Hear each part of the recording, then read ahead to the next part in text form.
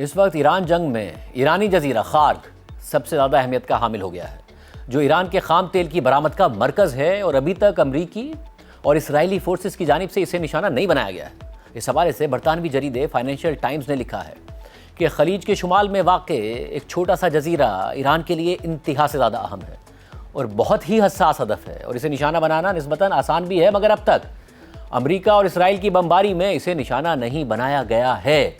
خارگ نامی جزیرہ جو چند کلومیٹر ہی لمبا ہے اور ایران کے ساحل سے تقریباً 25 کلومیٹر دور واقع ہے، 1960 کی دہائی سے ایران کے خام تیل کی برآمد کا مرکز رہا ہے۔ یہ سمجھ لیں کہ یہ ایک جزیرہ ایران کی معیشت کی شہرگ ہے، اور یہ اس وقت تعمیر کیا گیا تھا جب ایران اور امریکہ اتحادی تھے، اور امریکی آئل کمپنی اموکو نے اسے بنایا تھا۔ یہ ٹرمینل روزانہ 7 ملین بیرلز تک تیل لوڈ کرنے کی صلاحیت رکھتا ہے۔ کولمبیا یونیورسٹی کے centre for global energy policy سے وابستہ اور ایران کے لیے سابق اسپیشل انوائے رچرڈ نیفیو نے کہا ہے کہ اگر اس جزیرے سے تیل کی سپلائی بند ہو جائے تو ایران کی معیشت تقریباً ختم ہو جائے گی۔ رپورٹ کے مطابق جزیرے کے انفراسٹرکچر کو تباہ کرنے یا اس پر کنٹرول حاصل کرنے کے لیے کوئی بھی امریکی یا اسرائیلی فوجی کارروائی ایران کے لیے سب سے بڑا نقصان ثابت ہو سکتی ہے، مگر اس سے جنگ کے مزید شدت اختیار کرنے کا خطرہ بھی ہے۔ تیل اور گیس کی عالمی منڈی کو ایک اور بڑا جھٹکا لگ سکتا ہے، کیونکہ امریکہ اور اسرائیل کا مقصد ایران میں رجیم کا خاتمہ ہے۔ اس لیے اگر اس جزیرے کو ٹارگٹ کیا گیا تو یہ مستقبل میں بننے والی کسی بھی ایرانی حکومت کو بھی کمزور کر سکتا ہے، کیونکہ خارگ پر حملہ طویل عرصے سے واشنگٹن کے لیے ایک ریڈ لائن سمجھا جاتا ہے۔ اس لیے موجودہ تنازع کے دوران ٹرمپ انتظامیہ اس اہم تیل کے مرکز کے بارے میں کیا حکمت عملی اختیار کرتی ہے، اس سے ایران کے بارے میں ٹرمپ کی طویل مدتی یعنی لانگ ٹرم پالیسی کا اندازہ ہوگا۔ ایران کے ساحل کا زیادہ تر حصہ اتنا کم گہرا ہے کہ دنیا کے بڑے آئل ٹینکرز وہاں لگر انداز ہی نہیں ہو سکتے۔ اسی وجہ سے خارگ ایک انتہائی حساس مقام بن جاتا ہے، کیونکہ ایران جو تیل بیرون ملک فروخت کرتا ہے اس کے ہر 10 میں سے 9 بیرلز اس جزیرے سے جہازوں پر لوڈ کیے جاتے ہیں، اور اس جزیرے کی تمام تنصیبات کافی حد تک کھلی ہوئی اور نمایاں ہیں، یعنی کچھ چھپا ہوا نہیں ہے، سب کھلے آسمان کے نیچے ہے۔ جنوب میں ذخیرہ کرنے والے درجنوں ٹینک موجود ہیں، گہرے پانی تک جانے والی لمبی جیٹیاں موجود ہیں جہاں دونوں طرف سپر ٹینکرز لادے جاتے ہیں۔ ایک چھوٹی سی ایئر اسٹرپ بھی ہے جو اسے مرکزی سرزمین سے جوڑتی ہے۔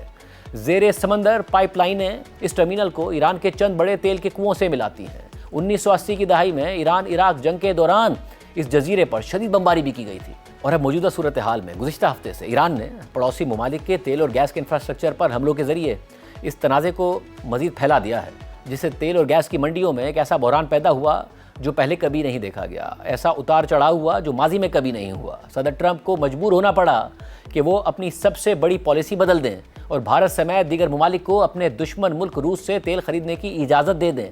اتوار کے روز اسرائیل نے تہران میں ایندھن کے بڑے ذخائر کو نشانہ بنایا، جس کے نتیجے میں ایک بڑی آگ بھڑک اٹھی اور دارالحکومت کے اوپر دھوئیں کا سیاہ بادل چھا گیا، مگر اس کے باوجود خارگ جزیرے پر کوئی حملہ نہیں کیا گیا۔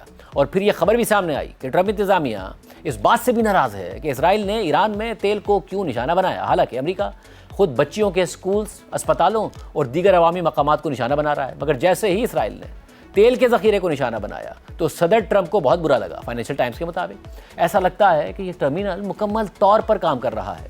ٹینکر ٹریکنگ پلیٹ فارمز کے اعداد و شمار سے ظاہر ہوتا ہے کہ گزشتہ ہفتے کے دوران کئی سپر ٹینکرز نے یہاں سے تیل لوڈ کیا۔ جمعے کی رات بھی ایک خام تیل بردار super tanker strait of Hormuz سے گزرا، جہاں لڑائی کی وجہ سے دوسرے جہازوں کی آمد و رفت متاثر ہو چکی ہے۔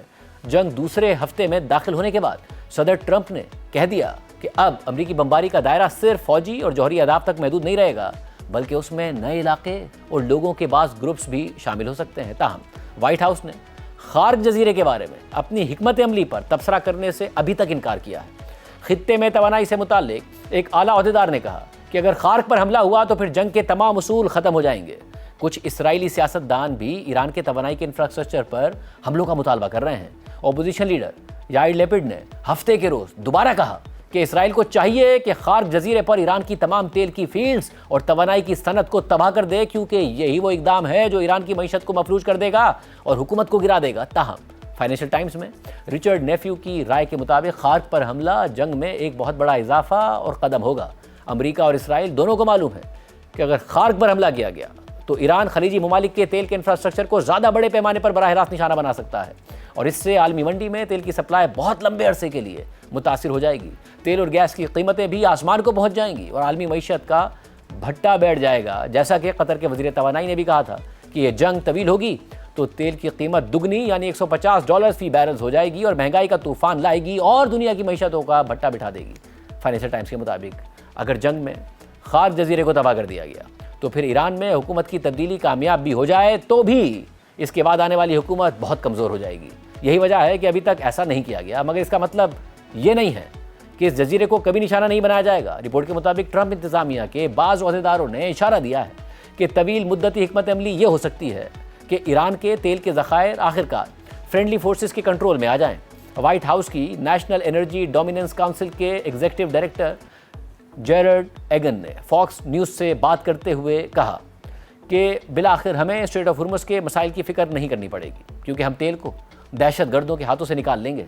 ہڈسن انسٹی ٹیوٹ کے سینئر فیلو اور سابق امریکی عہدیدار مائیکل ڈوران نے کہا کہ امریکہ طویل عرصے سے خارق کے معاملے میں ریڈ لائن کھینچتا آیا ہے اور گزشتہ سال اسرائیل اور ایران کے درمیان 12 دن کی جنگ کے دوران بھی اس جزیرے کو دانستہ طور پر نشانہ نہیں بنایا گیا تھا۔ حالانکہ اس جزیرے پر حملہ موجودہ حکومت کو معاشی طور پر زخمی کر سکتا ہے، مگر مسئلہ یہ ہے کہ حملہ مستقبل میں بننے والی کسی بھی ایرانی حکومت کو بھی نقصان پہنچائے گا۔